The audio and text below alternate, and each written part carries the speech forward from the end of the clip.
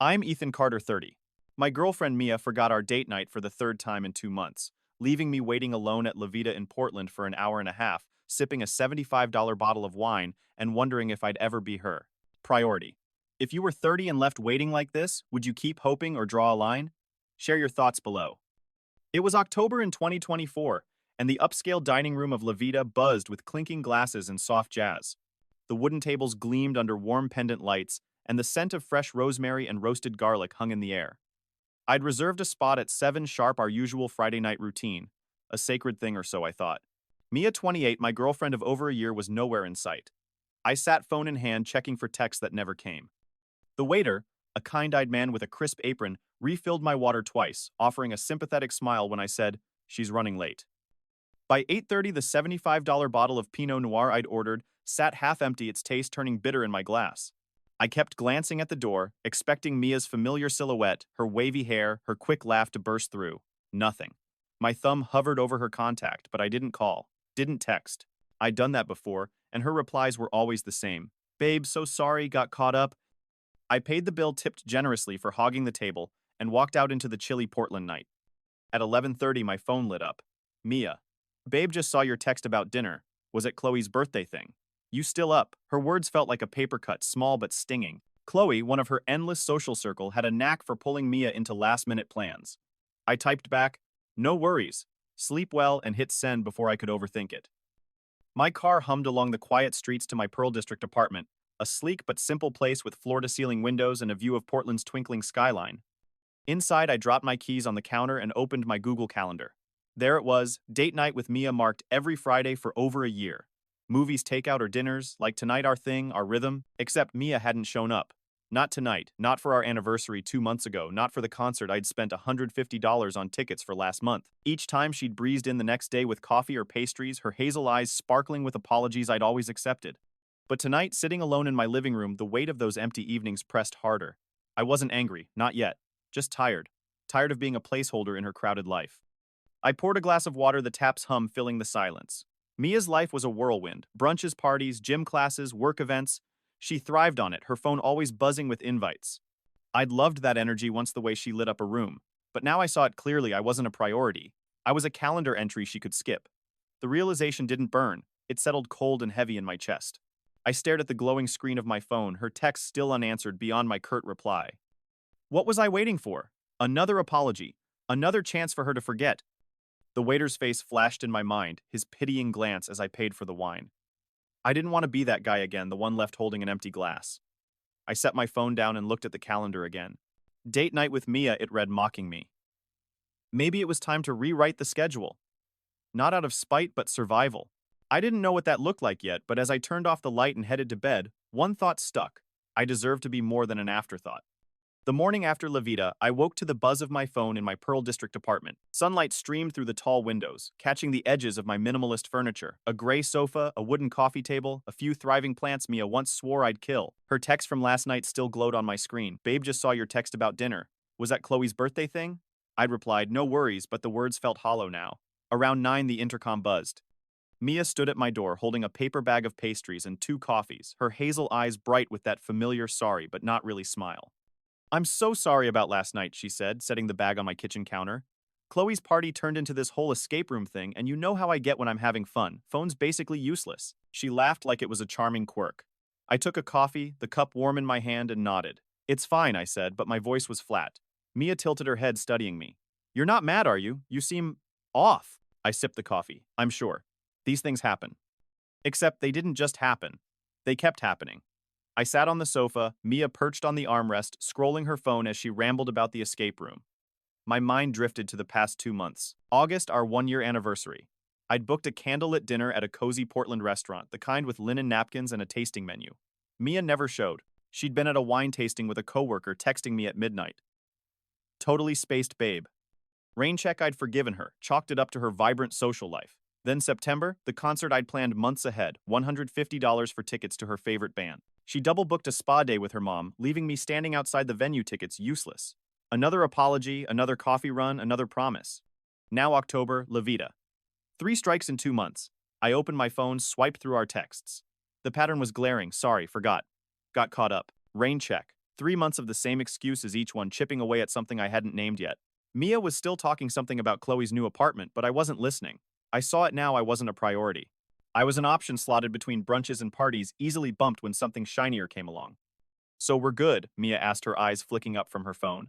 She flashed that smile, the one that usually melted me. Yeah, I said we're good. She leaned over, kissed my cheek. You're the best. Oh, Harper's got this thing next Friday, but I'll keep it short so we can hang after. Next Friday, our date night. The one we'd carved out for over a year, movies, takeout, or dinners like La Vida. I looked at her phone, glued to her hand, already half checked out. Actually, I said, my voice steady, let's talk about Fridays. Mia's brow furrowed. What about them? I leaned back, coffee cooling in my grip. I think we should cancel them.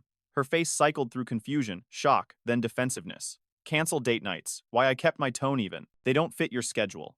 Too much pressure to remember them every week. She set her phone down, a rare move. Babe, I said, I'm sorry.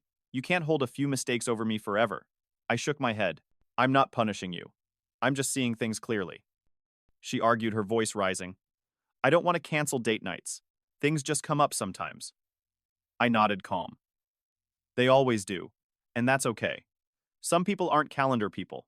Mia insisted, she was thrusting her phone at me.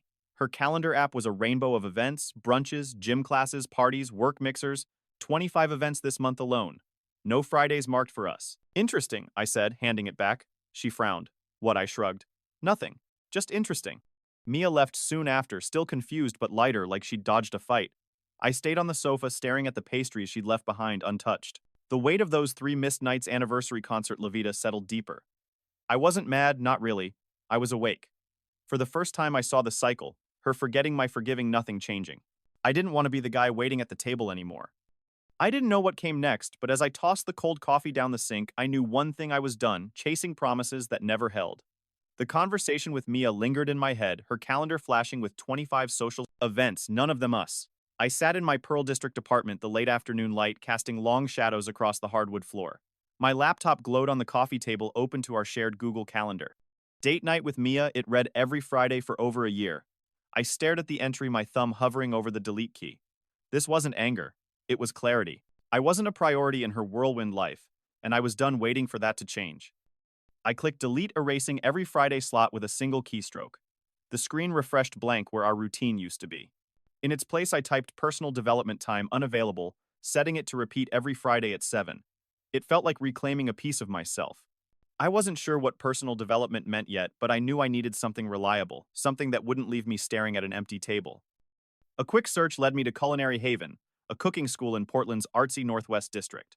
Their 12-week course promised hands-on lessons in everything from pasta to sauces. $900 paid up front. I didn't hesitate, entering my card details and hitting submit. The confirmation email pinged instantly, a small victory in my inbox. Mia called the next day, her voice a mix of confusion and irritation. Babe, what's this about canceling date nights? She asked as I stirred a pot of coffee in my kitchen. I leaned against the counter, the scent of roasted beans filling the air. They don't fit your schedule, I said calmly. Too much pressure to remember them. She huffed. You're punishing me for a few slip-ups. That's not fair. I shook my head, though she couldn't see it. I'm not punishing you, Mia. I'm adapting to reality. You've got a busy life. I get it, she argued, her tone rising. I don't want to cancel them. Things just come up sometimes. I stayed steady. They always do. Some people aren't calendar people, and that's okay. She insisted, she was pulling up her calendar again. Look, I'm totally organized. I could hear her tapping her phone, the same rainbow of brunches, parties, and gym classes she'd shown me before. No Fridays marked for us. Interesting, I said, echoing my words from yesterday. She didn't catch the edge in my voice. What's that supposed to mean? I let it go. Nothing. Just interesting. She hung up, promising to figure this out, but I wasn't holding my breath. That Friday, I walked into Culinary Haven for my first class. The kitchen was a sleek maze of stainless steel counters, the air thick with the tang of fresh herbs and olive oil. The instructor, a wiry woman with a chef's coat and a no-nonsense smile, handed me an apron and pointed to a station. Pasta from scratch tonight, she said. I nodded, tying the apron, my hands steady but my mind racing. This was new me choosing me. I needed dough, the rhythm grounding me as classmates chatted around me. For the first time in weeks, I wasn't checking my phone for Mia's texts. My phone buzzed halfway through class. Mia. Hey, Harper's thing might end early. Want to grab dinner? After I glanced at the message, then set my phone face down on the counter. I was rolling out dough flour, dusting my hands, the instructor, nodding approval at my technique. Can't tonight, I texted back when we took a break. In cooking class. Starts at 7 every Friday. Her reply came fast. Cooking class since when I typed, since this week. We canceled Fridays, remember? Too much pressure. I hit send and went back to my dough. Mia didn't text again that night. I didn't expect her to. As I left Culinary Haven, the cool Portland air hit my face, and I felt a spark of something freedom maybe. Not the kind that comes from running away, but from building something solid. The dough I'd shaped was imperfect, lumpy in places, but it was mine. I walked to my car, the city lights flickering across the Willamette River. Mia's world was still spinning, but I wasn't chasing it anymore. I had my own plans now, and for the first time I knew I'd show up for them. 3 weeks into my cooking class at Culinary Haven, I stood at my station, stirring a creamy risotto under the watchful eye of our instructor. The kitchen smelled of simmering stock and fresh thyme, the stainless steel counters gleaming under bright lights. My hands moved with new confidence, folding in Parmesan as the rice turned velvety. I snapped a photo, the dish golden in the frame, and posted it to Instagram, no caption, just the food. Within seconds, my phone buzzed. Mia's name lit up the screen, a like and a comment. Save me some. I glanced at it, then tucked my phone away, focusing on the pan. For the first time in months, her message didn't pull me in. Class ended at 10, and I stepped into the crisp November air, my apron folded in my bag. The parking lot was quiet streetlights, casting long shadows across the asphalt. Then I saw her, Mia, leaning against my car, arms crossed, her breath visible in the cold. Surprise, she said, her voice bright but strained. Thought I'd join you tonight. The instructor, locking up behind me, overheard and shook her head. Sorry, class is full. Registration closed weeks ago. Mia pointed at me, insistent. But I'm his girlfriend. I shrugged, meeting her eyes. It's a closed class, Mia. Maybe next session. She glared, her hazel eyes narrowing, but followed me to the car as the instructor walked away. You're really doing this, she said, her tone sharp. Replacing me with a cooking class. I unlocked my door, calm. I'm not replacing you. I'm using my Fridays for something reliable. Mia scoffed. Reliable. I'm reliable. I raised an eyebrow, pulling out my phone. 3 months of texts scrolled by her. Sorry, forgot, got caught up, rain check. I held the screen up. This isn't reliable. This is a pattern, she bristled. You're keeping score. That's not fair. I shook my head. I'm keeping receipts. There's a difference. Mia switched tactics, her voice softening, eyes wide. I'll do better, Ethan. I promise. Cancel the class. We'll have amazing date nights again. I leaned against the car, the metal cold through my jacket. Class is non-refundable. Besides, I like it. She threw up her hands. This is ridiculous. Normal boyfriends would be happy I want to spend time with them. There it was, her entitlement slipping out. You're right, I said evenly. A normal boyfriend might. Good thing I'm not one of those. She stood there, stunned, as I got into my car. Fine, keep your stupid class, she said, her voice cracking. But Saturdays are ours now. Okay, I nodded, noncommittal. I've got gym Saturday mornings, but afternoons are free. She brightened, seizing the opening. Perfect. Saturday date nights. I'll make it work. I started the engine, the hum filling the silence. We'll see, I said, pulling out of the lot. Mia stood under the streetlight, her figure shrinking in my rearview mirror. Back at my Pearl District apartment, I dropped my keys on the counter and checked Instagram. Notifications poured in, friends from my hiking group, old college buddies, all liking the risotto post. Looks amazing, man. When's the dinner invite? I smiled, the warmth of their words settling in. Mia's comment sat unanswered, her. Save me some, feeling like a plea I wasn't ready to answer. I didn't need to. The kitchen at Culinary Haven, the weight of the knife in my hand, the rhythm of stirring rice, these were mine. Reliable. Real. I thought about Mia waiting 3 hours in that parking lot, her effort both touching and desperate. Part of me wanted to believe she'd change, but the text on my phone told a different story. 3 months of broken promises didn't vanish with one grand gesture. I wasn't angry, not anymore. I was awake, seeing her for who she was, someone who expected me to wait, to chase, to forgive on repeat. I wasn't that guy anymore. As I turned off the lights, the city glowing beyond my window, I knew one thing: I'd chosen myself, and it felt right. The aroma of risotto filled my Pearl District apartment, the rice simmering in a pan as I stirred in white wine and Parmesan. It was my first dinner party, a small gathering for my hiking group friends, and the table was set with care linen napkins, a bottle of red candles flickering in the soft December light. My kitchen island, once just a place for takeout boxes, now held a spread of dishes I'd learned at Culinary Haven. As laughter echoed through the room, I felt a warmth I hadn't in months. These were people who showed up, who valued my time as much as I valued theirs.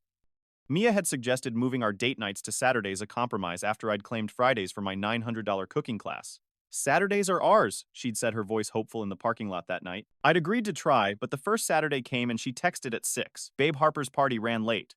Can we do tomorrow? I didn't argue, just replied. Sure, enjoy. The next week, she forgot entirely, caught up shopping with Ava for some last-minute gift.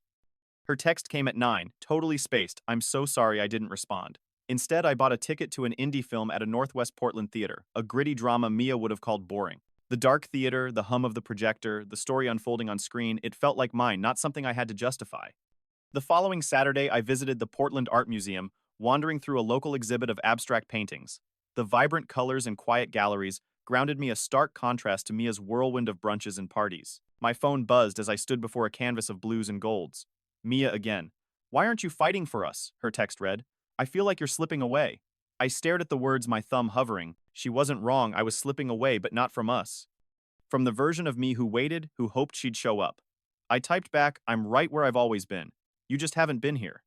Then I silenced my phone and walked on. Back at my apartment, the dinner party was a hit. My hiking group friends, a mix of old college buddies and trail companions, praised the risotto their plates scraped clean. "Man, when did you get this good one?" asked, raising a glass. I smiled, deflecting with a joke, but the pride settled deep. This was what showing up looked like, a table full of people. No empty chairs, no excuses. I thought of Mia, her calendar packed with 25 events a month, none of them me. Her texts had grown frantic, but I wasn't chasing them anymore. I wasn't chasing her. As the night wound down, I cleared the table, the clink of dishes, a soothing rhythm. My friends lingered, swapping stories of recent hikes, their voices filling the space Mia used to occupy. I checked my phone out of habit. Another message from Mia. "Do you even want this relationship?" It stung, but not like it used to. I didn't need her to validate me, not when I had a kitchen full of dishes I'd mastered, friends who showed up, and a life I was building on my own terms. I set the phone to silent, the screen dark, and joined my friends at the table. The city lights twinkled beyond my window, Portland's skyline, a quiet backdrop. I thought about the museum, the film, the risotto moments I'd claimed for myself. Mia's absence didn't leave a hole anymore. It left room for something better. I wasn't running from her, but toward me. As my friends said their goodbyes, promising to come back for the next dinner, I knew I'd keep filling my days with people and places that valued me. Mia could keep her Saturdays, her parties, her chaos. I had my Fridays, and they were full. The kitchen at Culinary Haven buzzed with the clatter of pans and the rich scent of simmering sauces. 8 weeks into my $900 cooking class, I stood at my station, whisking a velouté sauce, the kind that took patience to get right. My hands moved with ease now, no longer fumbling with the whisk or second-guessing the heat. The instructor nodded as she passed, a rare smile creasing her face. I plated the dish, snapped a photo, and posted it to Instagram. No caption, just the glossy sauce catching the light. Notifications rolled in, friends from my hiking group, old colleagues, even a cousin I hadn't seen in years. "You're killing it, Ethan. When's dinner?" Their words lit up my phone, a quiet hum of validation. Back at my Pearl District apartment, I leaned against the counter, scrolling through the comments. My space had changed these past months. New art from a Portland weekend market hung on the walls. A growing stack of cookbooks lined the shelf, and my plants, once doomed by Mia's prediction, thrived in the morning light. My phone buzzed again, not with Instagram likes, but a Facebook notification. Mia had posted, "When you're trying so hard to save your relationship, but he's more interested in cooking classes than you. Heartbroken but trying." Her words stung, painting me as the villain. I scrolled her profile, landing on her calendar, 25 events that month, brunches, parties, gym sessions. Not a single slot for me. I didn't plan what came next. It just happened. I screenshotted her calendar, the rainbow of events glaringly absent of our time, and posted it to my own page. "Interesting perspective," I wrote. "Here's her calendar this month. Notice anything missing? Hint, it's the boyfriend she's trying so hard to save things with." I hit post and set my phone down, my pulse steady. Within minutes, comments flooded in from mutual friends. "Wait, she hasn't scheduled you at all. Bro, this explains why we never see you two together. This is kinda embarrassing for her." I let it sit for an hour. The point made, then deleted the post. I didn't need the drama, just the truth out there. Mia called that night, her voice sharp through the phone. "Take it down, Ethan. You're humiliating me." I stood in my kitchen, a cookbook open to a new recipe. "It's already down," I said, calm. "But it's your calendar, Mia. Your priorities. I just shared them." She sputtered, her anger crackling through the line. "That's not fair. You're making me look bad." I flipped a page in the cookbook, the paper crinkling. "I didn't make you look anything. I provided context. There's a difference." She hung up the silence, loud in my quiet apartment. I didn't feel triumphant, not exactly. It was quieter than that, a steady satisfaction, like nailing a sauce after 3 tries. My life was full now. The cooking class, the dinner parties, the hiking group friends who showed up. Instagram kept buzzing more likes on my latest post, a roasted vegetable dish from last week's class. "You're a chef now," one friend wrote. I smiled, not correcting them. I wasn't a chef, just a guy who'd stopped waiting for someone else to fill his time. Mia's calendar had finally added me, I knew that. She'd shown it to me after her parking lot stunt date night, with Ethan penciled in for Fridays. But I wasn't in class to spite her. I was there for me. The whisk in my hand, the heat of the stove, the chatter of classmates, these were reliable. Mia's promises weren't. Her Facebook post had tried to flip the narrative, but my screenshot had set it straight. Not out of revenge, but clarity. I wasn't the one slipping away. I was standing firm right where I'd always been. As I prepped for the next class, chopping herbs with a steady rhythm, I wondered if Mia would keep her word. Her calendar might say Ethan now, but calendars could be erased just like I'd erased our Fridays. I didn't need her to show up to feel whole. My apartment, my dishes, my friends, they were enough. Portland's skyline glowed outside the Willamette River, catching the city's lights. I turned back to my cutting board, the knife steady in my hand, and kept going. The Culinary Haven kitchen was a warm blur of steam, and spices my hands steady as I plated a dish for the 11th week of my $900 class. The instructor clapped me on the shoulder, her nod a quiet stamp of approval. I was good at this now, the rhythm of chopping and stirring second nature. As class ended, I stepped into the February chill, the Portland sky dark and speckled with stars. My car waited in the lot, but so did Mia huddled on the steps of my Pearl District apartment, her coat pulled tight, her breath clouding in the cold. Ethan, she said softly, standing as I approached. I missed you today. Her hazel eyes were smaller, less certain than I'd ever seen them. I unlocked the door, the keys jangling. Want some tea? I asked neutral. She followed me inside her boots, tapping on the hardwood. My apartment felt different now, new art on the walls, a stack of cookbooks, thriving plants. Mia noticed her gaze lingering. You redecorated, she said, almost a whisper. I nodded, filling the kettle. Yeah. Been exploring a bit. We sat at the kitchen island, a space Mia had never used in our year of takeout and restaurant dates. I set 2 mugs of chamomile tea between us, the steam curling upward. Fridays feel wrong now, she said, her fingers tracing the mug's edge. I keep thinking you'll text about dinner, but you don't. I sipped my tea, letting her words settle. I know that feeling, I said, my voice even, waiting for someone who doesn't show. Her eyes flicked up, caught. You were lonely, she said. Even when we were together. I didn't confirm or deny, just held her gaze. She pulled out her phone, opened her calendar. Look, she said, turning the screen to me. Date night with Ethan marked every Friday for the past 3 weeks, labeled, Do Not Book. I nodded, impressed but cautious. You've been keeping them clear, I said. She leaned forward, eager. Exactly. I'm trying, Ethan. I messed up, I know. I set my mug down, reached for my phone, and opened our text history. 3 months of her excuses, sorry forgot, caught up rain check, stared back. I slid the phone across the island. This is what I waited through, I said. 3 months of you not showing up. Mia flinched, her fingers tightening on her mug. That's not fair, she said, voice low. I'm here now. I leaned back, calm. I don't skip commitments I've made. Not for someone who couldn't keep ours. Her eyes softened, pleading. I'll do better. I promise. I shook my head, not unkindly. Promises aren't enough, Mia. Show me consistency. Show up when you say you will. She nodded, her jaw tight, no argument left. The silence stretched heavy, but not hostile. I thought about the past weeks, my dinner parties, the hiking group's laughter, the Instagram likes on my dishes. My life was full, not because of Mia, but because I'd chosen it. She'd trained me not to wait, and I'd learned the lesson well. I prioritized wrong, she said, finally, her voice barely above a whisper. You prioritized what mattered to you, I replied. I'm just doing the same now. Mia stood, her coat rustling. I'll keep Fridays open, she said, a quiet vow. I'll show you. I walked her to the door, the city lights glowing beyond the window. We'll see, I said, my tone steady but not cold. She stepped into the night, her figure fading down the street. I closed the door, the lock clicking softly. My tea was still warm, the mug grounding in my hand. I didn't need her to fill my Fridays anymore, but part of me wondered if she'd finally show up. Not for me, but for herself. The final week of my cooking class at Culinary Haven was a triumph. I stood at my station plating a full meal, seared chicken, creamy risotto, roasted vegetables for my hiking group friends invited as guests for the occasion. The kitchen buzzed with laughter and the clink of plates, the air thick with the scent of fresh herbs and garlic. My instructor clapped me on the shoulder, her grin wide. You've got a knack, Ethan, she said. I smiled, the praise settling warm in my chest. Later at my Pearl District apartment, my friends' compliments lingered as I cleared the table, their empty plates, a testament to 12 weeks of effort. They'd urged me to start a monthly supper club, and I'd agreed, the idea sparking something new. An email from one friend confirming the first club date sat in my inbox, a small, solid step forward. Mia had been trying, I'd give her that. After our doorstep talk in February, she'd kept Fridays clear, her Google Calendar marked with date night with Ethan, do not book. She'd slipped once, texting me on a Wednesday in March. Babe, Ava's pre-birthday dinner is Friday. Can we do Thursday instead?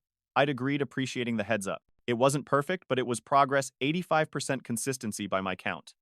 When the class ended, leaving my Fridays open for the first time in months, I wondered what I'd do with them. Part of me wanted to test Mia to see if she'd show up without the excuse of my schedule. That Friday, she texted at 5. Hey, still thinking about tonight? I kept it open. I leaned against my kitchen counter, the city lights twinkling beyond my window. You plan it, I replied. Show me what a date night looks like to you. An hour later, she sent an address, a cozy restaurant in Portland's Alberta Arts District, one I'd mentioned wanting to try months ago. She'd remembered. I arrived at 7, the place warm with wooden tables and soft jazz. Mia was already there 15 minutes early reading a book. I'd recommended, her phone tucked away. Her hazel eyes lit up as I Saturday. Wanted to make sure we got our table, she said, smiling. Dinner was different. Mia listened as I talked about the cooking class, asking about the dishes. I'd learned her attention steady. No buzzing phone, no glances at the door. Over dessert, a shared slice of tart, she leaned forward. So what now, she asked. I set my fork down, the question hanging. Now we see if this is a one-time thing or a real change, I said. Be consistent, Mia. Show up like you do for brunch with the girls. She nodded, her expression serious. I can do that. We did Thursday that next week, and the one after. Then she slipped again. Ava's birthday dinner unavoidable, she said. But she'd texted by Wednesday offering Tuesday instead. I went and she was there early again. It wasn't the relationship I'd once dreamed of, the effortless rhythm of our early days. But it was something new, built on clearer terms. I didn't move in with her, didn't let go of my supper club or my hiking group. My life was full: friends, dishes, quiet evenings at the museum or indie theater. Mia joined sometimes when she prioritized it, and I let her. But when she didn't, I still ate, still lived. Portland's spring rain tapped my window as I prepped for the first supper club, my apartment, warm with the scent of baking bread. Mia wasn't there that night. She'd texted about a work event, but I didn't mind. The table was set, my friends due any minute. I'd learned to make a killer risotto, but more than that, I'd learned I was worth showing up for. Mia's absence didn't leave a hole anymore. It left space for me. And that, I realized, was the real victory. Not her change, but mine. 6 months ago, I was the guy waiting at La Vida, nursing a $75 bottle of wine, hoping Mia would show. Her apologies, coffee, pastries, promises kept me in a cycle of forgiveness that left me hollow. But choosing myself from that $900 cooking class to the supper club, with friends who showed up, changed everything. Mia's learning too, keeping our dates about 85% of the time, showing up early, listening. We're not back to what we were, but we're building something new, grounded in respect, if she can keep it up. The lesson wasn't about punishing her, it was about valuing me. I don't wait for empty promises anymore. My table's full, my life's full, with or without her. Have you ever had to choose yourself over someone you loved? I'd love to hear your story in the comments. Share what you learned.